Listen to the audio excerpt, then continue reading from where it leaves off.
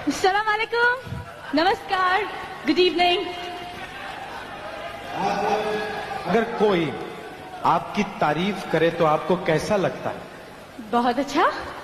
और तारीफ करने वाला कैसा लगता है? उससे भी अच्छा। आप पहली दफा आई हैं, आपको कैसा लग रहा है? पहले डर लग रहा था, लेकिन अब अच्छा लग रहा है। आपकी आंखें कितनी खूबसूरत हैं, आपके बाल कितने अच्छे हैं, आपको पता नहीं आपकी शक्ल कितनी प्यारी है। दिव्या, आप बहुत खूबसूरत हैं। लेकिन आप मेरी इतनी तारीफ क्यों कर रहे हैं? अभी तो आपने कहा था मुझसे कि तारीफ करने वाला मुझे ज्यादा अच्छा लगता है। आप नहीं, उनसे कहा था। तो फिर जरा ये माइक पकड़िए। क्यों?